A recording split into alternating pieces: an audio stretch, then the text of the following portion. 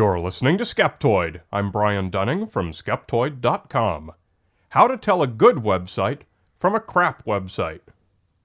It's been said that searching for information on the internet is like drinking from a fire hose. There's a mind-boggling amount of information published that's freely available to anyone and everyone. The internet grows so quickly that every time you open your web browser, you've got direct access to the largest compilation of information in history.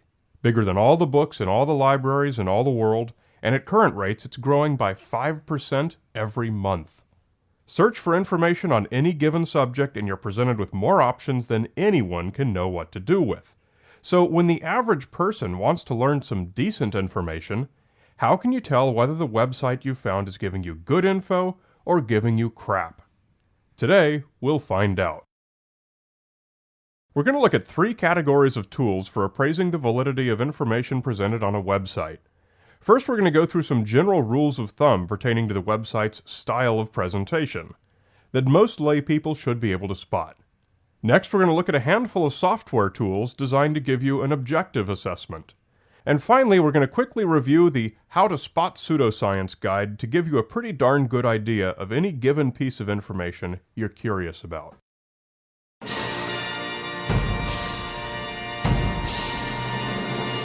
Style of presentation. There actually is a certain amount of judging a book by its cover that makes sense, particularly for websites. Websites can be published by anyone, whether they have a large staff of editors and researchers behind them or not. Big, slick presentations are found everywhere, from university websites to science journals to mass media consumer portals promoting who knows what. But there are important differences between a science article and a pseudoscience article, even on the slickest website, that you can learn to spot. Often the most obvious is the list of references at the end of the article. If there isn't one, then you're probably reading a reporter's interpretation of the research, and should try to click through to find the original. If there are no references at all, then it's a big red flag that what you're reading is unlikely to be legitimate science research. If it's not referenced, pass and move on. A lack of reference doesn't mean the article is wrong, it just means there's a better, more original source out there that you haven't found yet. If there are references, be aware that oftentimes cranks will list references as well, so there are some things you need to look out for. Be wary of someone who cites himself. Be especially wary of a study or article that's cited, but once you click on it, you find that it actually says something different than what the author described. It's very important to look at what those citations are. Are they articles in legitimate science journals, or are they published in a journal dedicated to the promotion of something? Many Google results will return not a page on a slick big-budget website, but on an obscure page. For example, university professors will often have a little website on the university's server describing their research or whatever. Often, those little websites look terrible because they're not made by a professional web person. A crank who churns out his own website might superficially look really similar. How do you know whether you're looking at an amateurish website made by a crank or an amateurish site made by a real science expert? One way is that real science professionals know that there are ways to establish proper credibility, and they generally follow those rules. The citation of sources is important here as well. A proper research scientist knows that he must list sources to be taken seriously. A crank often skips it, or cites himself, or makes vague references to famous names like Einstein, probably the only names he knows. Grammatical errors are a case of where it's appropriate to judge a book by its cover. Bad spelling and grammar, left uncorrected, is a sign that you're probably reading the page of a crank, who works in isolation and has nobody double-checking his work. A professor's personal website, however, is often checked over and corrected by undergrads or associates. Do be wary of bad grammar. So we're dancing around the subject a bit of who is the author. First of all, if the author is anonymous, dismiss the article out of hand. If the author is a reporter, which is often the case, then you need to click through to find the lead researcher's name. If he's a legitimate scientist, he'll have plenty of publications out there, and it's easy to look him up by going to Google Scholar and typing in his name. This doesn't prove anything, but having publications in recognized journals gives the author more credibility than someone who doesn't. Be aware that most indexes, like Google Scholar, also list crap publications, even mass-market paperback books that are not vetted in any way, so you do have to be careful about looking exactly at what those publications are.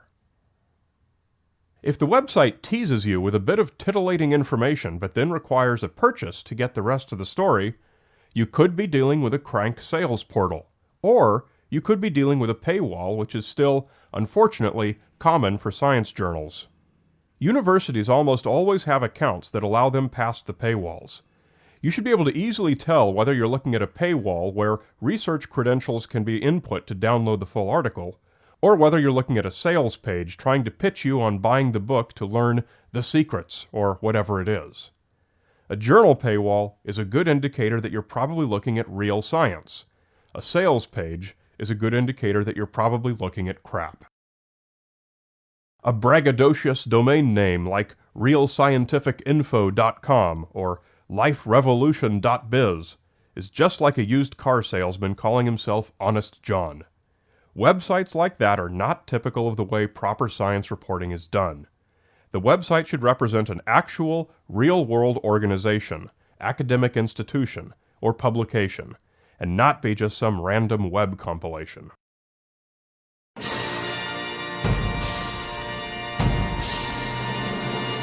Software tools. It would be great if there was such a thing as a web browser plugin or something that would simply give you a red X or a green check to tell a layperson whether a website is reliable or crap. But despite a number of efforts to build just such a thing, no great headway has been made.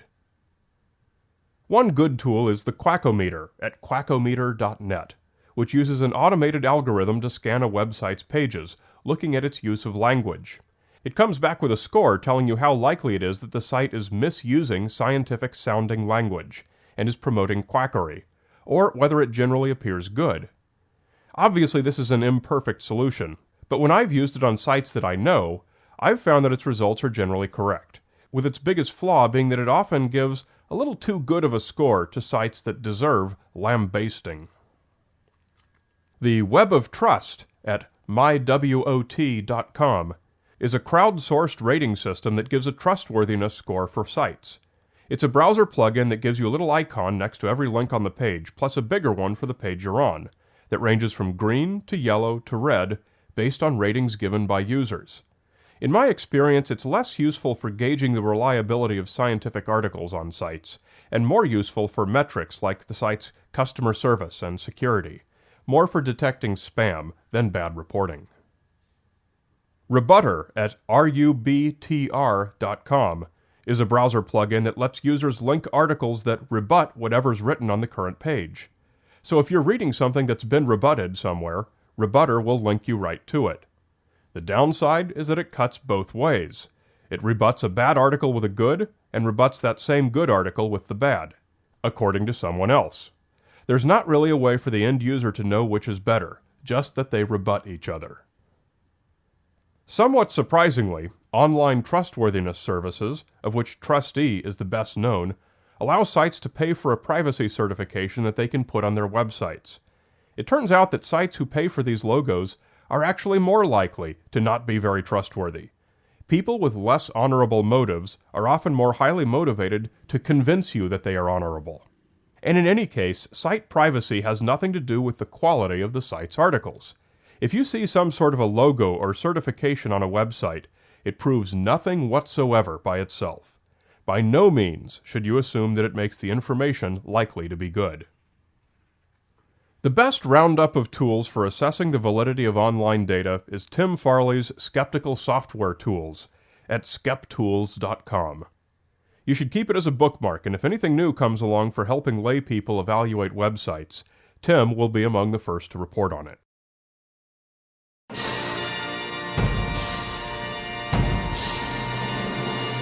How to Spot Pseudoscience.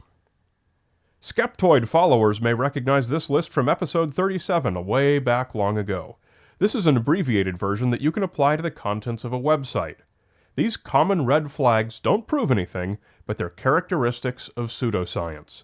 Watch out anytime you see these on a website. Ancient knowledge, ancient wisdom, statements that ancient people believed or knew about this, or that it stood the test of time. To test whether an idea is true, we test whether it's true. We don't ask if ancient people believed it. Claims of suppression by authorities, an old dodge to explain away why you've never heard of this before. The biggest red flag of all is that somebody doesn't want you to know this, or what doctors won't tell you. Anything that sounds too good to be true probably is. Miraculously easy solutions to complicated problems should always set off your skeptical radar. Is the website dedicated to promotion or sales pertaining to a particular product or claim? If so, you're probably reading a sales brochure disguised as a research report. Be especially aware of websites that cite great famous well-known names as their inspiration. Albert Einstein, Nikola Tesla, and Stephen Hawking are three of the most abusively co-opted names in history. Real research instead tends to cite current researchers in the field, names that few people have ever heard of. The famous names are mentioned mainly in sales pitches. Always watch out for the all-natural fallacy in its many guises. If a website trumps the quality of being all-natural, organic, green, sustainable, holistic, or any of the other popular marketing buzzwords of the day, it's more likely that you're reading pseudoscience than science. Does the article fit in with our understanding of the world? Is it claiming a revolutionary development or idea? Free energy, super health, things that everyone wants but that don't actually exist? Be skeptical. Real research always cites weaknesses and conflicting evidence, which is always present in science. Pseudoscience tends to dismiss all such evidence. If a website claims that scientists or experts all agree on this new discovery, you're probably reading unscientific nonsense. In general, the word revolution is something of an old joke in science fields, along with the phrases, scientists are baffled, and what they don't want you to know. If the website promises to revolutionize anything, you're almost certainly dealing with a crank who has little connection with genuine science. Anytime someone puts on their webpage that they're smart, or that they're a renowned intellectual or thinker, they're not. Click your way elsewhere. Finally, always run screaming from a website by one guy with all the answers. The claim to have solved or explained everything with a new pioneering theory is virtually certain to be crankery. So there you have it. It's neither perfect nor comprehensive, but it should give most lay people a fair start on evaluating a website's quality of information. If nothing else, it shows what a difficult task this is, and highlights yet another reason why so many people believe weird things. Bad information is easy to sell, and not always so easy to spot. Want more? If you use Twitter, follow me at Brian Dunning to get the daily Skeptoid and much more. You're listening to Skeptoid. I'm Brian Dunning from Skeptoid.com.